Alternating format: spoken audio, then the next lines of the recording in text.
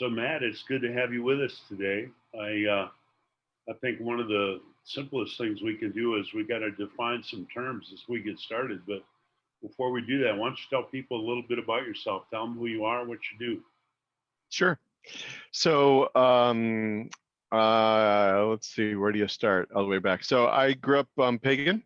I did not grow up in a Christian family, but I did have consistent Christian friends around me who witnessed to me, which is not only shaping for me coming to Christ, but it's shaping for the ministry that Flourish does now, and our passion for evangelism, particularly of people that don't know the Lord, and the dynamics in congregations that are needed for that, because Great. of that experience that shaped me. So I came to Christ as a freshman in college, got discipled by what's now called Cru, was a missionary with Cru, both my wife and I were, out of college. And then in the midst of that experience, was involved in a church plant and got an opportunity to use my gifts in a congregational setting in leadership and teaching. And that pastor who was in that we did the church plant together, he was the one who said, you know, that I really should think about going to seminary. So I went to seminary, and then out of seminary, worked on the staff of the church where I was an intern, and then out of seminary, was a renewal pastor in two different congregations, one in Western Pennsylvania, not too far from where Walt's likely sitting right now, and then one here in Seattle. We lived here in Seattle, which is where I still reside, for about 12 and a half years, and came here to a 70-year-old church that was in desperate need of renewal. And so pastorally, that's what I've done. I have, I was trying to think about this morning, because I figured you were going to ask a question like this. I have probably been coaching in some forum or another since I was 13. Wow. So one of the forming influences in my life was that I was in Boy Scouts. And I wasn't sort of a casual sort of Boy Scout. It had been very shaping in my dad's life. And so we did the whole deal. I mean, I was involved in Scouts from as young as you could be as a Cub Scout all the way through to Eagle Scout. One of the most forming influences in my life personally was my Scoutmaster, who was an elder in a conservative Presbyterian church in town where we grew up, and was a true evangelical. I learned how to sing "This Is My Father's World" before I knew my father. And I can't sing it without crying for that reason. And so he was one of those very forming influences. But one of the things about Scouts, and particularly our Scout troop, was that it was very, leadership development was a serious thing. And so as soon as you showed some aptitude or some desire, they would shape you in how to lead. And then you'd begin to lead and you'd begin to coach. And so I coached boys. I taught tennis, coached tennis. Every context that I have been in, I've ended up coaching people as a student leader in student ministry, as an intern, and as a pastor. I just sort of fell into it. I would say, I mean, I think the Lord had a design in it, but I kind of fell into it where I began to just build in the lives of other pastors. And now I've been doing that for, at least on a paid basis, for almost a decade, and on a volunteer basis longer than that. Right. And so, yeah. Well, God knew what he was doing when he put you in your current role, didn't he? He did. Yeah. Maybe for sure. It's just my Father's world, just so I can see you cry. No, you could do that if you want. You could do that if you want. Do you want me to say a little bit about Flourish? Yes, please tell us about Flourish. Yeah, so Flourish started as a dream just about 6 years ago at this time of the year. There were 3 of us that were doing coaching in our denominational context. And really, the passion that we had was so I'm ordained the Presbyterian Church in America, which is known for being very vigorous in church planting, which is absolutely awesome. But what we found was that there was not nearly the passion or the desire, the willingness to move towards churches that we're talking with Mike, it's church in transition, right? So churches that would be more like renewal contexts, that was not hot. It wasn't what people were thinking about. And there weren't people that were doing coaching. But when we looked at the scriptures, we were like, these are both important to Jesus. Paul did both of these. And so they ought to be important to us. And we ought to evidence that in who we coach and how we coach and we go about it, right? And the three of us took that heart that we had for coaching both planters and renewal pastors, and the organization was just a convenient place to host that heart, if you will. So we're the three of us. We started Flourish Coaching because we were three coaches, and that was what we were passionate about. Yeah. Okay, thanks. So we're going to start really basic because these terms are always important to define when you jump into something. So Matt, how do you define coaching? Yeah. So we just, if you go to one of the coaching federations and you look at their definition of coaching, both, one of the reasons we're having this conversation today is both Turnaround Pastors, who's the host of this webinar, and Flourish would define coaching differently than one of the coaching federations would. So this is why it's an important question. So we would define coaching as the coming alongside of a leader to help them become more effective in their ministry context. Okay. And so we're after effectiveness. That's what we're promising to the people that we coach, is that we'll help you become more effective in your ministry context. Right. And so whatever it would take for you to become more effective, we're into it with you. Do you want me to distinguish that from general coaching, the way it's defined? Sure. So coaching, the way one of the coaching federations, one of the certifying bodies would put it, is that coaching, the way the certifying bodies put it, is something that would be akin to counseling in the Rogerian tradition, right? It's very, coaching in that respect is reflective. You're simply asking questions, you're drawing out from the person who's being coached the solutions to the problems. Right. That's not bad. All coaching involves good questions. What we have found, both Flourish and Turnaround Pastors, is that's simply not enough. There are skills that pastors need that they do not currently have, that you need to train them into, that you need to read books with them, and you have to have dialogues with them, and you have to actually help them develop their skills for the setting that they're in. And so sometimes that's called mentoring or skill development or whatever, but we just put it under the category of coaching for our purposes. What we've discovered is it really is mentoring. And we acknowledge that what we really do is mentoring because we're coaching towards specific information. And that's because we use the Berkman method and compare people to the research we did for effective turnaround leadership. So we're coaching towards those best practices. And so so we thought, well, maybe we should call it mentoring, but you know what? That's a losing battle. It ends up, people continue to end up using the word coach. So we just gave up and say that we do coaching. So, but obviously you flow between mentoring and coaching yourself because you're moving towards effectiveness.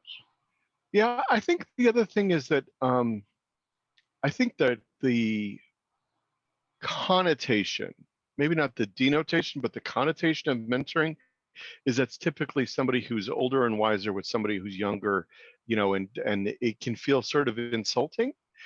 Coaching it can feel insulting in its connotation, but not as much.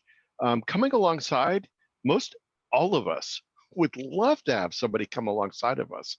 As long as we're humble and we know we still need to grow, man, do we need other people.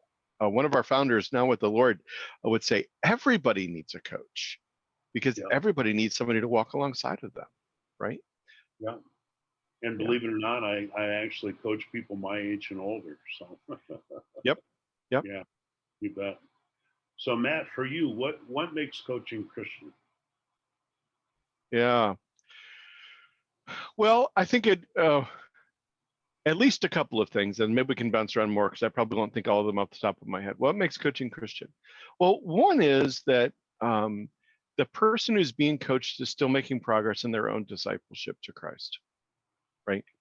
We're never finished. We don't arrive. We still, as leaders, perhaps it's even more paramount that we continue to make progress in our own discipleship. This is what Paul says to Timothy: make your progress obvious. Let people be able to see it, right? Right. And so we ought to be the leaders and continue to learn how to repent well. to turn away from our idols, to lean into our skills, to bring our weaknesses up to where we're competent if it's required for our job description, right? We got to be the people who lead in our zeal to continue to develop.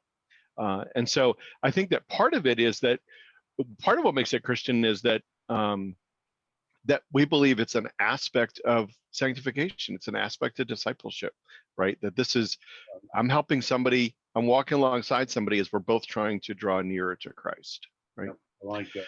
So that's one aspect. I think another aspect that makes it distinctive is that for the Apostle Paul, the answers to all problems congregationally related were around the gospel, right? Paul couldn't find a problem that he didn't look at and go, this is a gospel problem. Think of, I was recording with my own organization a podcast this morning, and we were thinking about Euodia and Syntyche in Philippians. Imagine that morning when the pastor or one of the elders stood up and read that letter publicly, and they're sitting there in the congregation. Can you imagine what that must have been like? But think about how Paul goes about trying to deal with that particular issue, right? He knows that they're in conflict with each other. And so in the back of his mind, he's going, well, why would people be in conflict with each other? Why could they not agree in the Lord? Well, that's usually pride gets in the way. We can't repent. We hold against somebody else, right? Or we won't forgive them, right? We end up where we can't do this, mostly because of pride. Well, how do you deal with pride? Well, you need humility. Well, how do you get humility? The only way you get humility is because you understand the gospel of grace more. And so how does Paul lead them towards that? He takes them back to Christ, and Christ humbling himself and says, hey, look at Jesus. Look at how he was. Would you be willing to follow him in humility?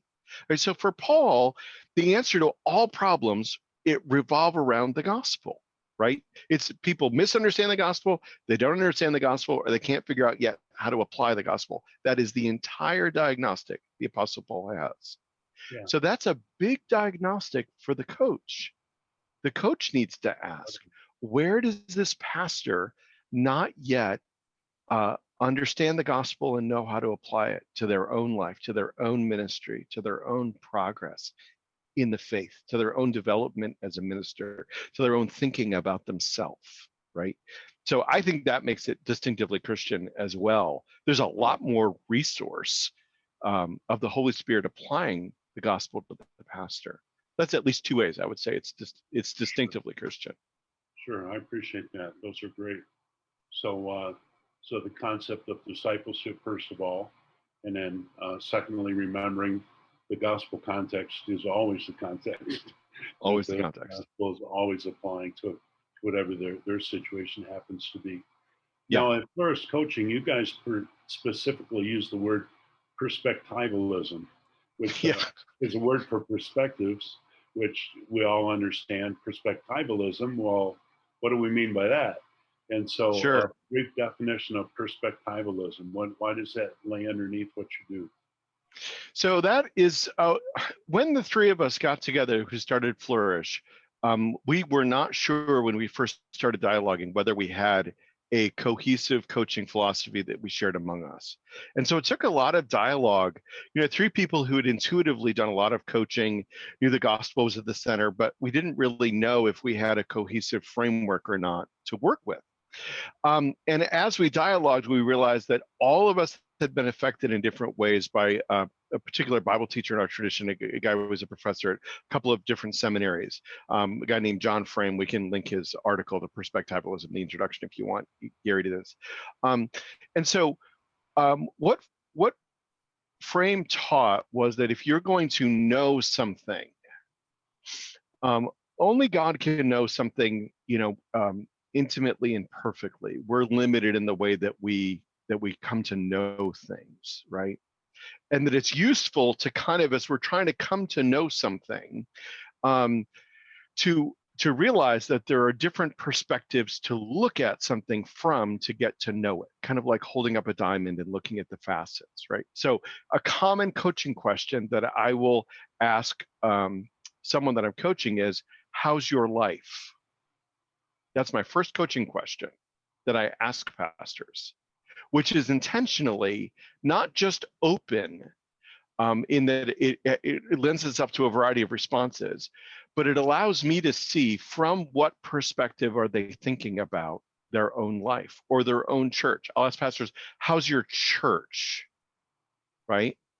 And sometimes they'll have a hard time answering the question, but even the way they try and answer the question helps me see from what perspective they look at it. So for Frame, there were three perspectives is the way that he talked about it. And I'll give you the labels, and then I'll give you some things that are maybe a little bit better handles than the standard stock labels. So Frame gave the three perspectives the names: the normative, so the norm, kind of the law or the rule over all, right? The existential, kind of the place that you live, where your existence is, right? And the situational, right? What is the ground game at hand right now that you're trying to address? Okay, so the rule, the internals of the person, right? How they're experiencing it, right? And then what's the situation at hand right now? Okay, you could also think about that as a triad of head, the way that you think about things, right? The framework you use. Heart, what's the state of you and your where you are with the Lord, and how you're transacting with the Lord in the midst of whatever you're in, right?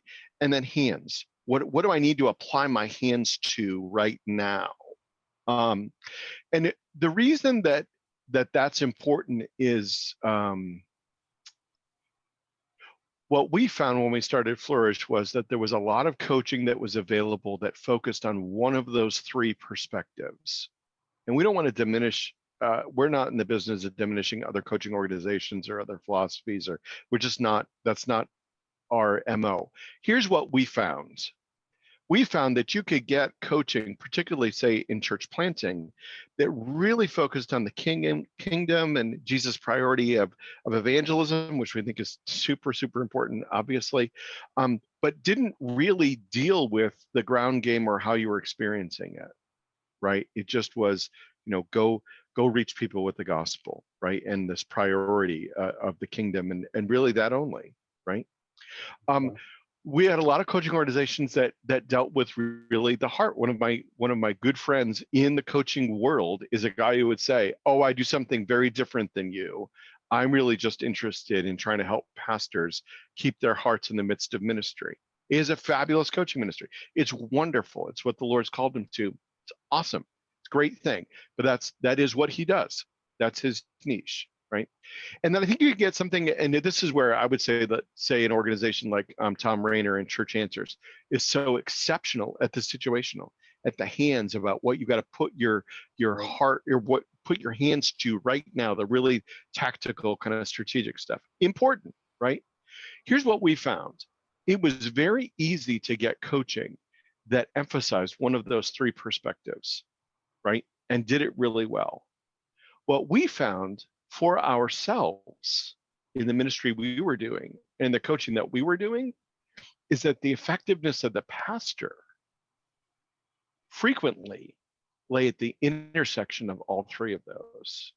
Okay. And so it's that if we're going to point towards pastoral effectiveness, then we have to say that pastoral effectiveness might be related to any one of those three.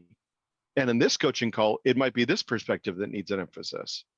And in this coaching call, it might be this perspective that needs an emphasis. And that if we're narrow and we don't understand kind of what I would call default perspective, right? That I'm going to tend to look at ministry context from a particular perspective. And actually, interestingly, for the three of us that started the organization, I tend to look at everything through the situational. One of our founders tended to look at everything through the kingdom, and another one looked at it all through the heart. And it actually was really good for us to realize, hey, I need correction here. I'm going to not coach well if I don't remember that people need really tactical and they need that focus on the kingdom to get their head above the weeds and to have hope that Jesus is doing something. So that's the three facets. Well, so let's look at the three facets, and that's where we want to spend the bulk of our time now that we've defined things. And so when you think of normative, I think you went mute there for a second. explain the normative element. Sorry about that. No problem. Yeah.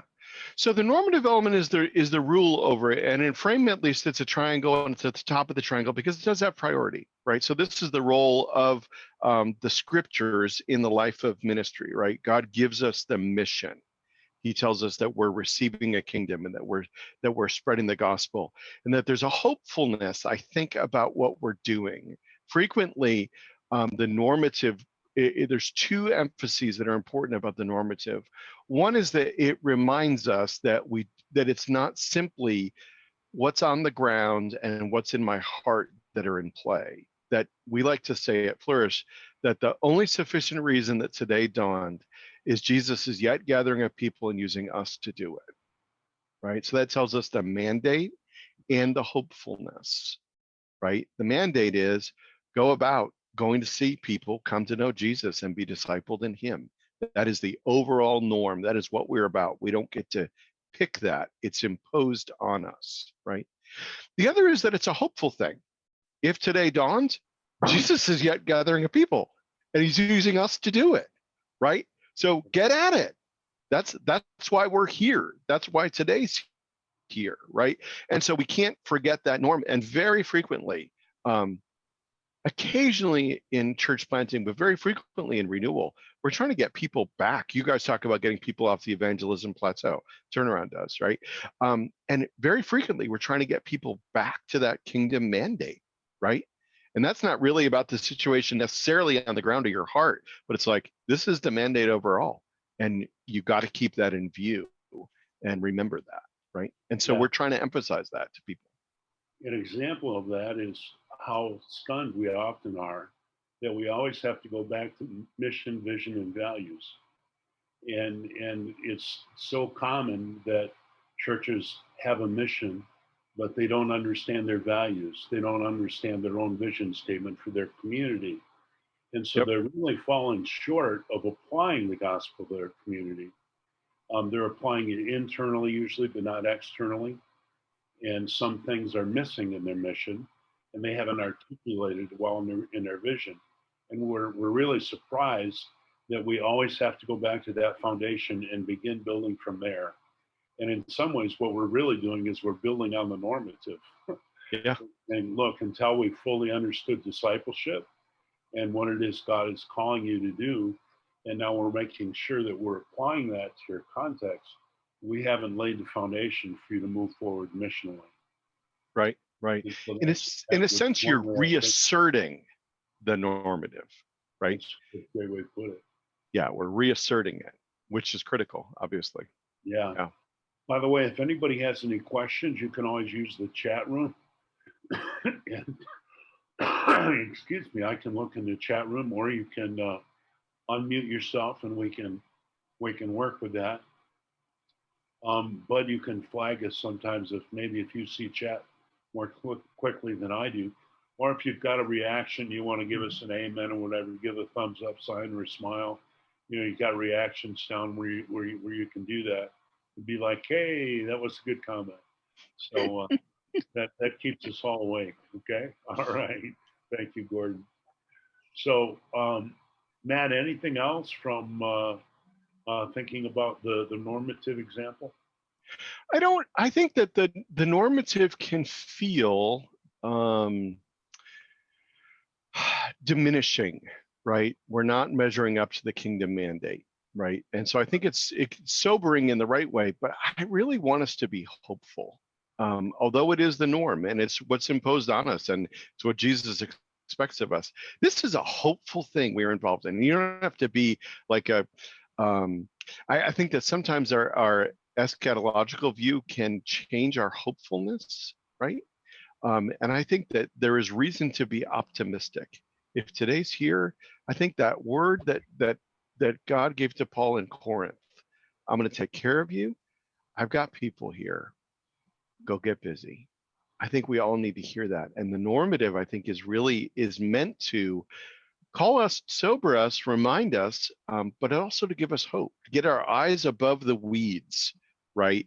That this is the big thing that we're involved in. The gates of hell are not going to prevail, right? And so we need that encouragement to get our head above the weeds. Okay. So the first thing then is the normative development. And we understand that. And people might be sitting there thinking, well, you know, that of course we got to affirm the Bible. And but when you think of something like mission, vision, and values, you realize that, oh yeah, we do forget it. How incredible that we forget the actual application of Scripture, but we do it, and we do it all the time. And so we compare ourselves to other churches, or we haven't looked at our ministry through the lens of discipleship or through the Great Commission, and we need to be reoriented. So perspective. So the first perspective being the normative development. On the second one, I want to talk about, Matt. You take it third, but we're going to take it second. Is Sure. a situation. Situation sounds self-evident. So I assume it means considering the situation. What's their situation? Yeah, so I think you have both internal and external, right? So you if you were to look at you could also call this, I mean, in missiology, I think you would call this context, right?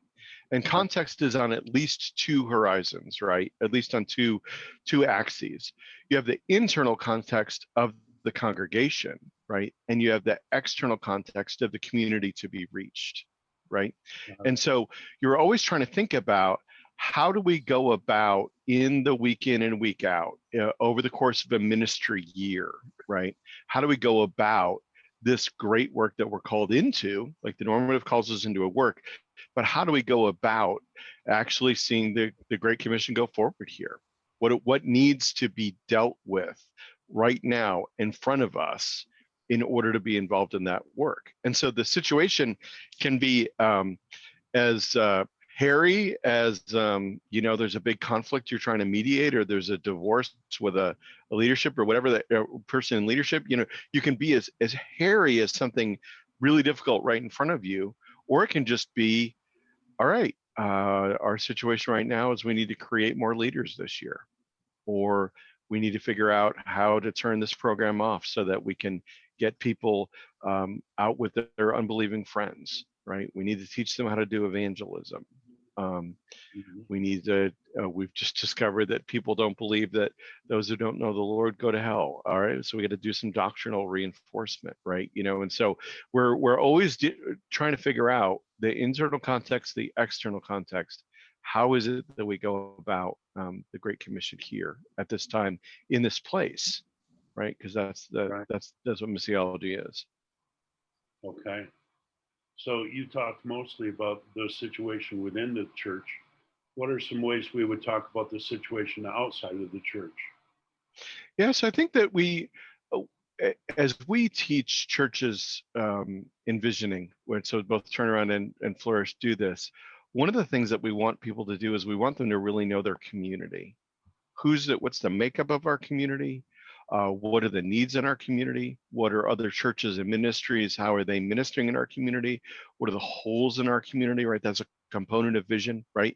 What's the distinctive thing that God might be calling us to? And so we're trying to figure out, what does a community need? For example, we're recording this in the midst of COVID here in November. And, if your church is not thinking about how do we help people who are experiencing higher levels of depression and anxiety in the midst of the COVID pandemic, you've really missed the ball. The Lord has brought distress into people's lives because of this. And the gospel is meant to bring balm to the soul for people that are distressed, right? This is a George Hunter kind of a apostolic congregation sort of insight, right? The Lord has brought emotional distress into people's lives. People under emotional distress are reconsidering their worldview because they're discovering that what they're believing currently can't support them in the midst of their distress. That's what makes people open. Almost every single adult convert, that is the way the Lord has worked in his providence. He's brought emotional distress into their life. And somebody comes with the gospel and says, the gospel can address this. That's part of the context that we live in now, right, in the midst of COVID. So that would say that's one. The other is, take my zip code, 98146, where I live in Seattle. When this church here that I pastored started, this was an Anglo, working class, mostly GIs returning from the Second World War church. Church started in 1940. That was its context, right? Now the zip code, as we live in it now, right?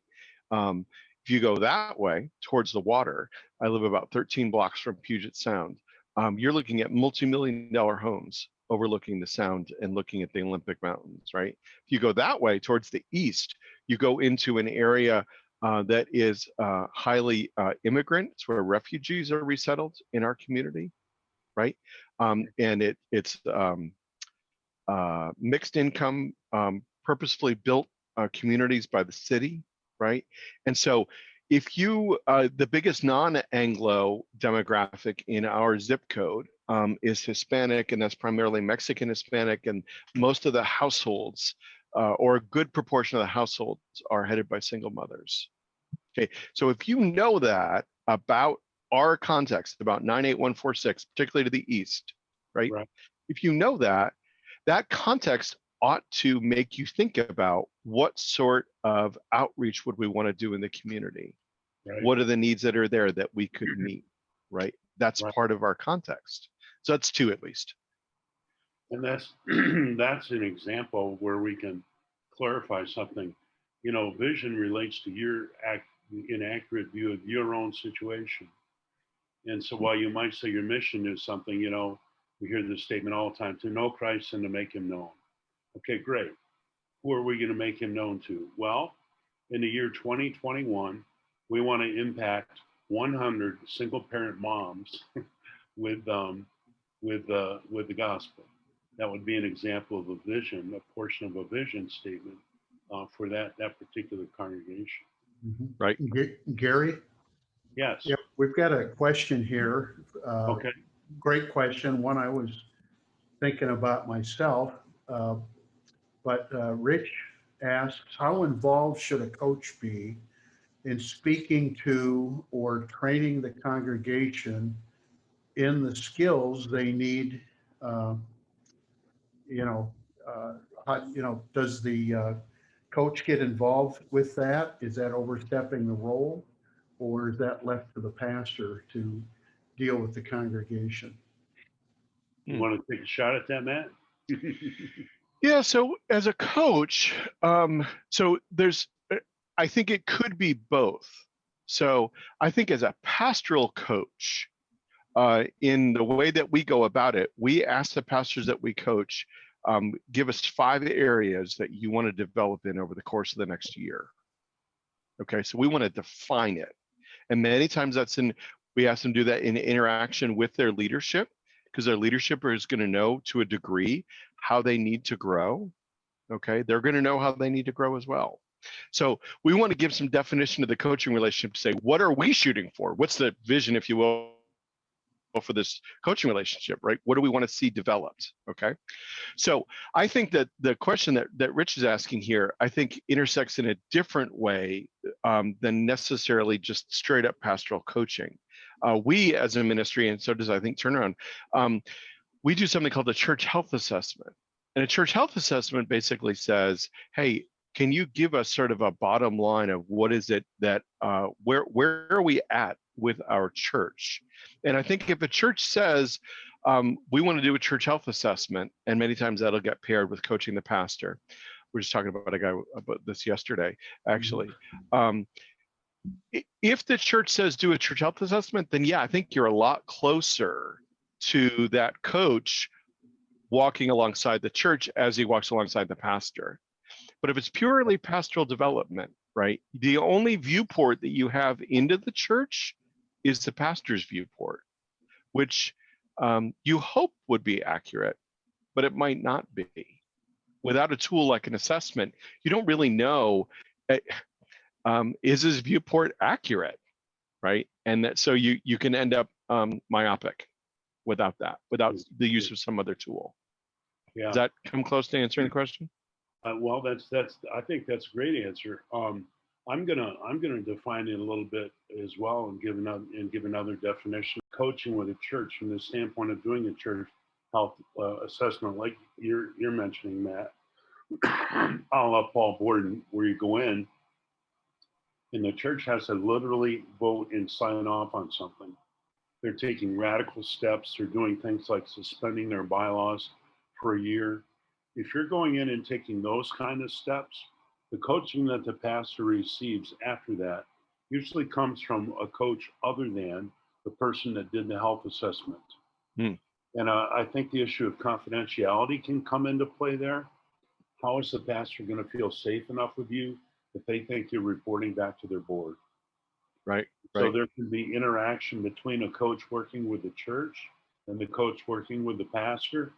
But from Gary Wester's point of view, there comes to be a point usually in pastoral coaching where confidentiality requires that you focus specifically with the pastor and deal with coaching the church and through other means. Hopefully you've already done that. You may do something like natural church development to find out, what portals is he looking through? If we're looking for church health, how accurate is the pastor's perspective on that compared to what we can learn from the congregation using a diagnostic tool. There's other diagnostic tools that can be used as well. Yeah. So any thoughts about that, Matt? That's just something that came to mind for me. Yeah, I think that confidentiality is obviously really critical, because if the pastor is not comfortable with you and he thinks you're going to report back to the board or something like that, then I think you've got an issue that's there. And I think particularly, at least the way that we set up coaching, where we want a couple of the goals, a couple of development points to have been developed with the board anyways, we've given them the opportunity to speak into it, right? Right. Yeah. So I think that, I think you do have to be careful. Yeah, I think you said it pretty well. All right. Okay. So I'm sorry. I asked a question for the comment. Yeah. I think there have been times when I have lacked patience in expecting the pastor to train the church on something that the pastor has no capability of doing. I'm thinking, you talk to the church about this. You have to address these health issues or non-health issues as the pastor, and they're kind of lackadaisical about it. And I'm thinking, like, I'm coaching a guy right now. I'm thinking, you've been given a second season to lead this church, and you've got 3 months, man, to prove, in the next 3 months that you're a leader and you're going to lead in this context and not do what you did before, because he's been there 15 years or so and church has gone downhill. And so I did do one training on, what a healthy church is supposed to be like, and I'm working on him with vision and stuff like that. But there's sometimes I just want to go, you got to let me just go in and talk to your board about this. Probably not wise on my part, but I really want this guy to make it, but he's not going to make it if he doesn't step up and act more like a leader and teach more like a leader and take the bull by the horns, so to speak. And I'm not interested in taking the bull by the horns. I'm interested in helping the church understand your pastor needs to do this, or here's what a healthy church looks like, and your pastor and I are working on this. Right. I want to partner with the pastor. I don't know how much to partner with the church. Rich, Yeah, did this church do a healthy church assessment? No. Go through an assessment. No. I think they know where they are. Well, then it might be a live question to say, do you need to back up the train and do that and get them all on board in moving forward? Yeah. There's a couple. Go ahead, Rich. Sorry. That's right. There's a couple of instances where I have, now that I'm, got more time to process the question. So just recently, 2 church planners that I'm coaching, I did a joint evangelism seminar for their churches, right? So we recognize together, here's a weakness in our planting. We didn't train our people how to do evangelism. And so I did go in there, but it was with them and with their leadership board's approval. And I think the coach has to have the diagnostic brain on all the time to push the edges of the viewport, right? Is the pastor's viewport big enough, right? In another setting, one of the places that I'm ended up coaching 3 guys right now is guys where the church has actually done really, really well. And so they're on the edge between small and medium size. And a lot of our church planters in our context, they're very good vine workers. They're not very good trellis workers. And so trying to come in with them and help them figure out, and many times it's with their boards because they also put vine board members on. And so they brought like their own with them. And so I'm going in sometimes and I'm doing this, and I've done this a couple of times where I'll go in and I'll just talk about with the board, here's what a healthy medium-sized church looks like. Here's the things that a board in a medium-sized church deals with, and here's what they don't, because they've raised up leaders and staff members and, and so, yeah, I think there's a couple of times when I've done that, but it's been through the viewport of the pastor. I think that if that's the thing, is sometimes you have to push the edges again. Is this all the factors? Is this everything that can be considered? What about this? And I think the coach has to have the diagnostic brain to be willing to push the margins of the viewport open bigger. And you probably do, Rich, because you've done this a lot, but the pastor might not. So that's the hard part. If you've got a stuck pastor and a stuck church, I lean toward the more radical health assessment in the congregation. That's just Gary's instinct on that. Yeah. I've got a follow-up related question, and that is, Matt, have you found any effective interventions when it becomes clear in the coaching relationship that the pastor is not fulfilling his task in a given area due to unwillingness and not due to a lack of inability? In other words, what do you do when you come up against the issue that the pastor either seems that he won't or can't overcome, whether it's family of origin issues, marriage issues, personality issues with people in the church, whatever the case may be?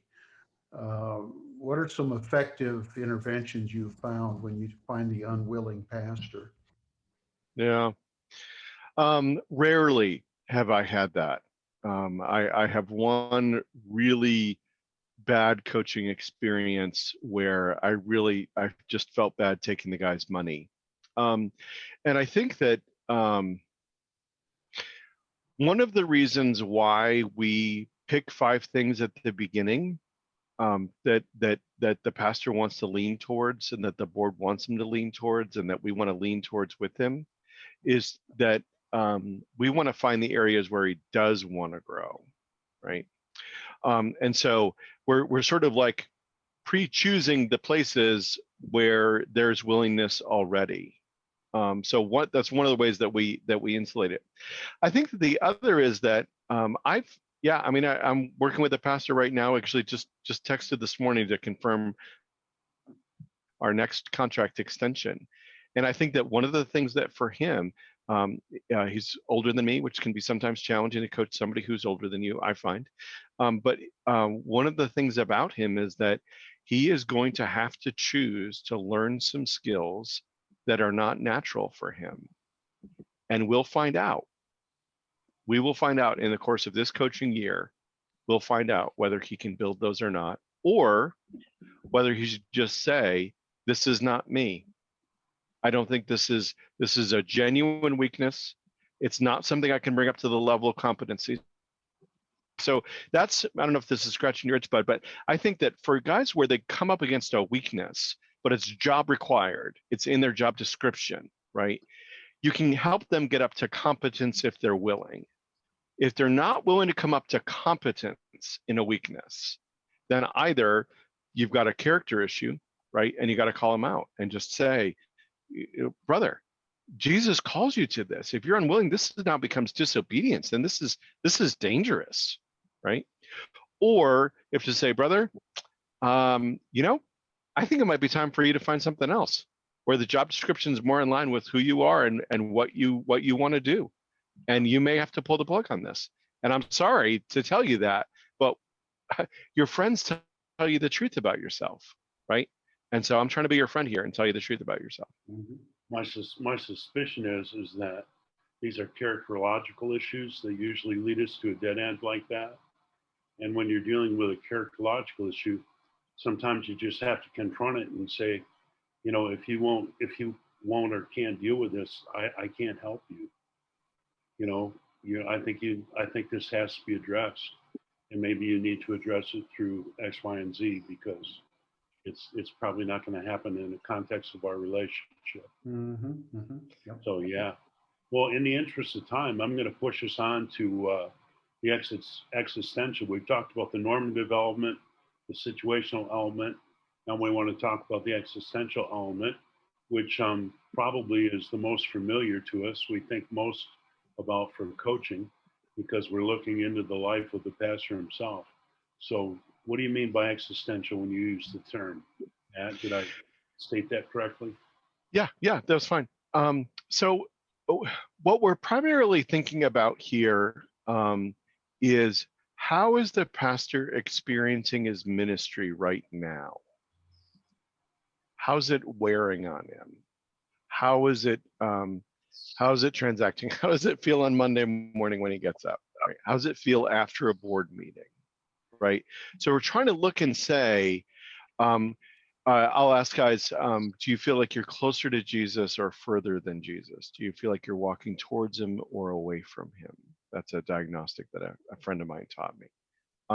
So we're looking at, I think, at several different realms. One is, do I feel like I'm growing in the Lord? Right? Is my discipleship making progress? Actually, an interesting question for me today, as it turns out. I think I have found COVID very hard to make progress in my own discipleship. I go to a medium-sized church. We have not met. We have no hopefulness that we will meet in person, and I'm worn out by online church. Just being honest with you, right? We have no hope that we will. My church may never meet again, and I mean that. Wow. That's disheartening, to say the least, right? So I think that I have found it in some ways difficult to make progress in my discipleship in the midst of COVID. I'm just being deadly honest, right? But for the pastor, his effectiveness is keyed to a degree by his own sense. The Lord's at work in me, he can be at work in you.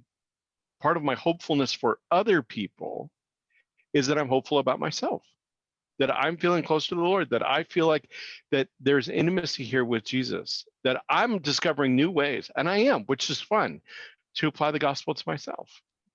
Places where I'm trying to get my identity that's not Jesus. Places I go that's not Jesus when I feel under stress, right? So all of those kinds of things, that's where we're trying to build in with the pastor. In fact, in our coaching contracts, I talked about, we pick 5 areas. The 5th area can be confidential, only between the coach and the pastor, and many times it is.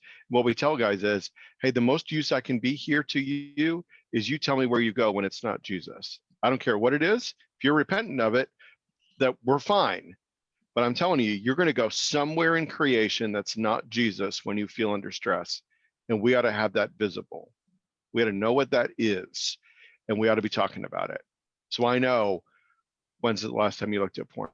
When's the last time you drank too much? How much have you been binging Netflix? Are you getting enough sleep? Are you staying up late trying to somehow assuage yourself? How much time do you spend on Facebook, right? How much politics are you looking at? How much sports are you looking at, right? So all the different things in creation that people, even we talk to guys,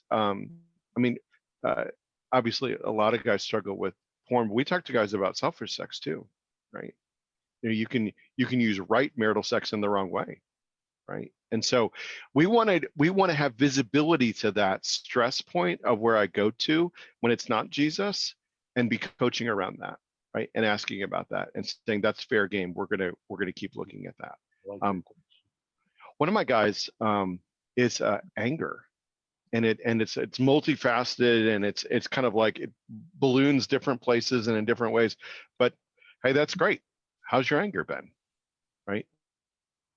I think that's actually a frequent thing for guys because they feel hurt, but no one's ever taught them how to deal with that, right? Yeah. So In the existential, we're looking a lot at like we enjoy with discernment, right? Eat the fruits, but not the seeds. Emotionally healthy spirituality, right? Peter Scazzero's stuff. We like. There's no seeds to spit out that I'm aware of. In if you guys are not familiar with Ken Sande's new stuff, the guy who wrote The Peacemaker, now has a ministry called RW360. If you're not familiar with his stuff, you should. Every single pastor on the planet should go through the $50 version of RW360. It's money. We use it to teach our coaches. Every time we pick high quality people to be coaches, every time we take them through this, they're like, well, that would have been helpful to have known 30 years ago, right? Because it's money. It's so good. It's the best $50 you could spend, and I mean that. So we're looking for the guy to develop emotionally, spiritually, to know how to live and thrive in the midst of the push and pull of ministry. This is where most pastors actually end up going off the rails. They don't go off the rails doctrinally. They don't go off the rails because they can't do something, right? Usually, they go off the rails because they can no longer handle the weight of being in ministry. Their spiritual life can't support the weight of the other two perspectives. Sorry, I'm talking a lot, Gary. All right. That's great. That's good. I want to share my screen a minute, and I'm going to share some information. You guys see that? Yep. And these are some intake questions that I have that I got from someone else through Coach Approach Ministries. And when you're beginning a coaching relationship, if you want to learn about a pastor's own existential realm, I think these questions give you a wealth of information. And begins with the generic question, what's your story? Just seeing where they even begin. What's your story? Where are you in life and how did you get here? What are your strengths? So I'll leave this up here so you can jot some notes down if you want to. What helped you make progress in your story? Okay, what about struggles? Gary, could you share this? About yourself that caused you to delay or create obstacles in your story? Yeah. Who are your heroes? I think that's always a good question. I want to know who their heroes are. Are they talking about David Jeremiah or Andy Stanley, or who are they talking about? Right. What do you admire about them? What's the next chapter in your story? That's a really good question. And then what can we do in this coaching relationship to help you get to that next chapter? I guarantee you won't get through that in less than an hour. It'll easily take up an initial session with someone. And I just found those questions helpful to grasp that initial existential sense of how can I really get into the mind and life of this pastor. That's good. So we're in a place where we can start asking for questions and comments of Matt, or if anybody wanted to interact with those questions that were just shared. So what are some questions we may have? You can just unmute at this point and go ahead and speak up. Gary, could you share those intake questions with us directly? Can I share the questions directly? Well, yes. We'll have the recording available, okay. And I think they'll show up then, right? Yes, they will. Very good. Okay. Screenshot? Yeah, forget it, not now. Oh, Gary, why don't you bring it back up so we can get a screenshot? If it's a single slide, you can also just throw it in the chat window. All right, I'll be happy to do that. Here we go. Take a picture. Yeah. When in doubt, use your phone. Yep. Yeah. That's what my kids would do. Interesting. I recently I asked one of the guys I'm coaching about the hero question, and he's a praying man. I mean, but that's pretty much all he does. You know, if he doesn't, just expects the Lord to do it. But I said, "Who are your heroes?" And he said, one of them, he said, "Oh, David, I just love the Psalms, loves how, you know, how much he shepherded, you know, the flock and people." I go, so you're talking about just shepherding in the passive sense, or in the soft sense of it, of taking care of the sheep and combing them and, you know, praying for people. Yeah. Go, David killed Goliath and sent his brothers running.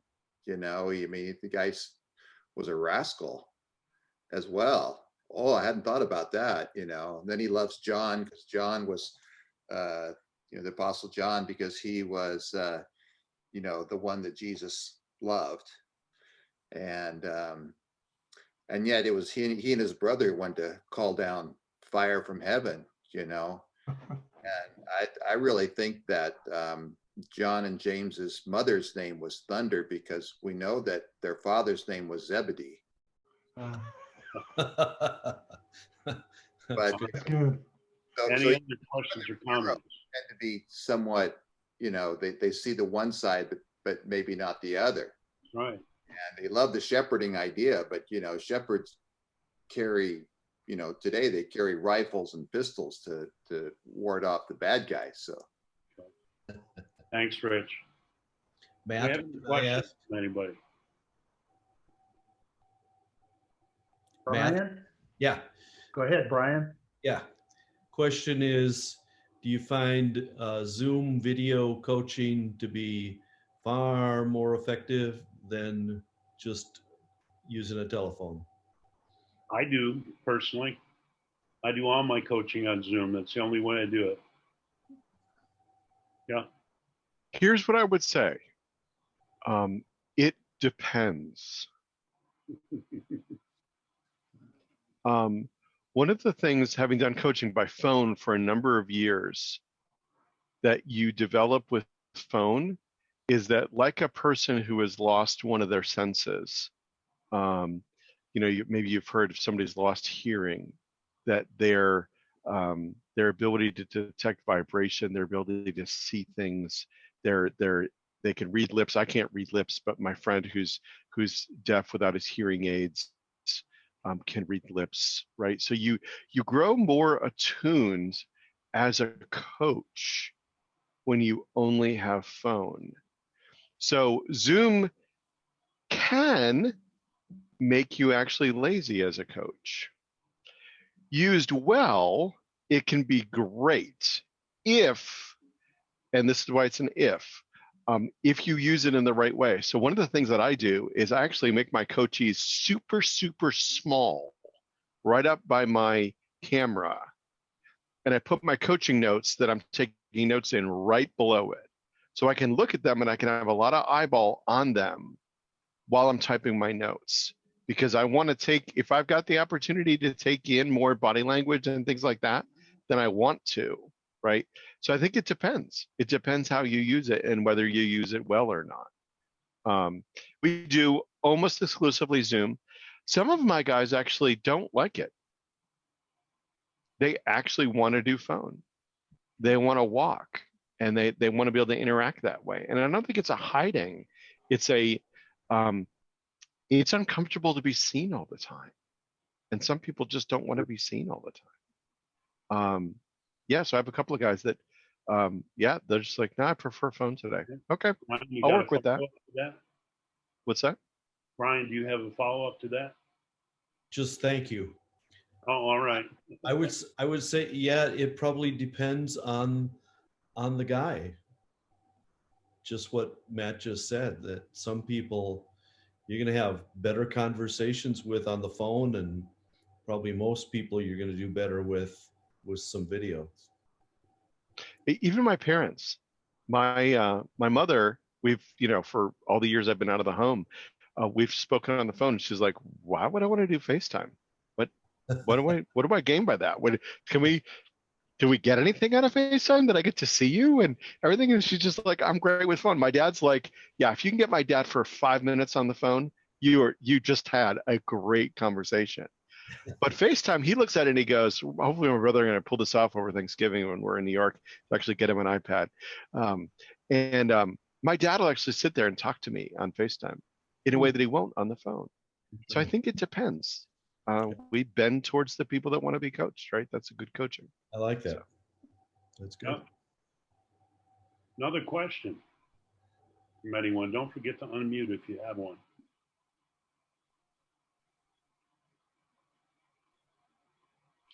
Kelton, I've heard a lot about you. Someday we'll get to meet, brother. And we shared all good things, Kelvin. Good to meet Everything you. you told them was good. I've enjoyed your comments today. Good. That'd be helpful. Since I'm talking, I got the floor. How about that? All right. I really like the normative, existential, and situational elements that you brought out. What was the name of the professor that you kept referring? John Frame or something? What? Yep. Frame. Yep. Not Frank. Like the frame of a picture. Okay, and his first name is John? Yeah.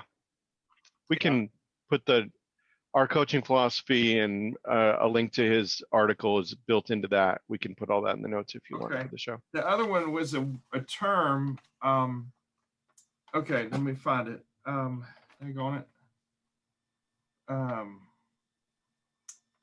Well, I can't. Oh, the term. It sounded like you said perspectivalism. Was that the term you used? Perspectivalism. What? Say it again, close slowly. So perspectivalism. Tybal? Tyval with a V.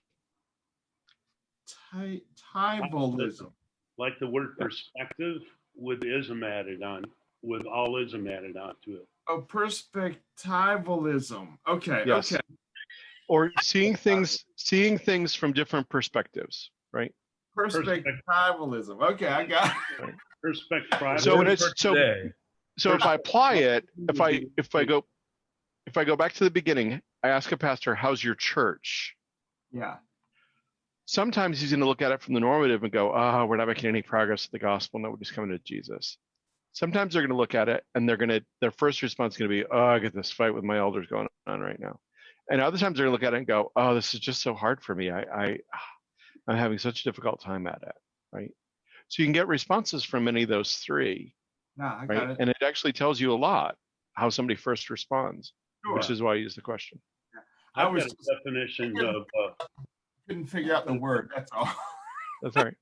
I've got a definition of perspectivalism. Perspectivalism is watching television right now. Oh. Yeah. That's good. And I was just reflecting on my work with pastors. I find myself probably situational is probably where I begin more than any of the other two perspectives. So yeah. So Can we think of some more questions? Can we go back to the confidentiality thing a little bit more, just dig down a little deeper, thinking about situations where the pastor is maybe not doing so well and the coach is hired by the church, as in by the board. They're looking for results and they want to be able to ask you, okay, how's this guy doing? And I know you addressed that, but do you ever have like a written contract that spells out the parameters of what you're going to tell the board and what you're not going to tell the board? It gets really sticky, hairy at times when board members that are really sharp are asking you pointed questions about, is my pastor making any progress? Yeah. I think one thing to say about that is you're right to raise the issue, and the time to deal with the issue is on the front end. You got to deal with that at the beginning of the relationship with the pastor. Probably be more likely to observe or to arise out of the context of having done a church health seminar, and you've met the board, you've worked with the church, they know who you are, and everybody knows they're paying the bill. A lot of times the pastor may be paying the bill out of his continuing education budget, and he's not obligated to share that with his board. He's free to spend those monies as he sees fit. And so that brings a different dynamic right away. But if the board is paying for it and they know they're paying for it, then you establish on the front end of the relationship, we have to understand with each other that there will be report back times, and you'll know when those are going to take place, and you and I will talk about them ahead of time. Something like that. Any other thoughts, Matt? You think differently about that, or anything? Yeah, I think you have to know who your customer is, right? So, who's the customer? And at least for us, I would be very hesitant to be hired by a board to coach a pastor. I want the pastor to invite me into his life to help me walk alongside of him. I'm not saying that couldn't happen. I got put into it. So the guy who just renewed this morning, I got into a sticky wicket where I went to do a site visit, and his elders all wanted to sit down with me. Because it was like you're talking about, Brian, where they're like, how's our pastor doing? You know, and we worked through it, and I listened to them, and I delivered back to the pastor what his elders, a summary of what his elders thought. And he took that back to his elders, and he repented where he could and said, here's the places that this is just me. And if it's not me that you want, then we go somewhere else. Here's the areas that I want to grow. And we're writing a new contract for him to grow in those areas, and I want to be effective. And so this particular one, this is one instance, right? That dynamic has gone okay. But the pastor is my customer. Mm-hmm. And that customer, I may help transition to somewhere else. I've walked the customers through almost getting fired. I've walked a customer through getting fired. But I was alongside of him, right? And that is what's important, because he's my customer, right? And that's critical to me, is know who your customer is. You do a church health assessment, your customer is the board at that point. If they want to transition that to a contract with the pastor, that can inform it, right? But now the pastor becomes the customer, not the board. That's who you wrote the contract with. And so, anyways, that's the way I think about it. I find myself feeling affirmative about that. Yeah. Well, we've gone past 1 o'clock, and so we're willing to take more questions or comments, but people are free to realize that we've exceeded our hour. So, but if there are other questions or comments, we're game. I got one more question for you. You made reference to something, I think RDB 360.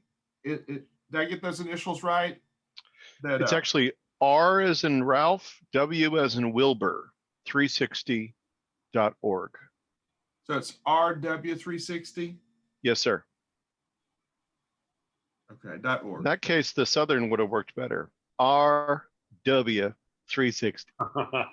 That would have worked a lot better. I should see. The next time I am going to do the Southern accent for that, because it makes it very clear in this case. You did say Wilbur. Maybe share with them what the RW stands for. Relational wisdom. The RW is relational wisdom. Okay, thank you.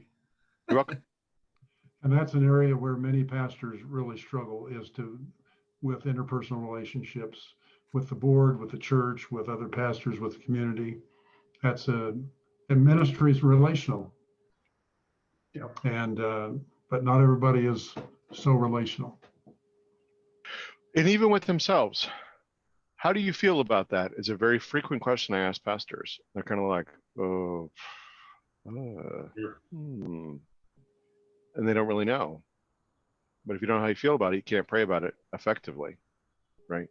Yeah.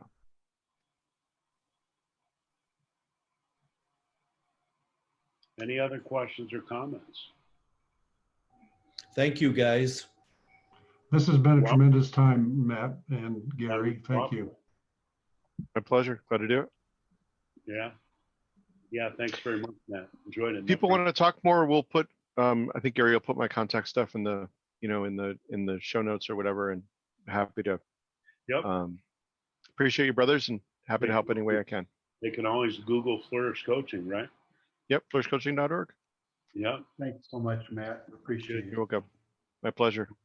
Good to tell. You're all welcome.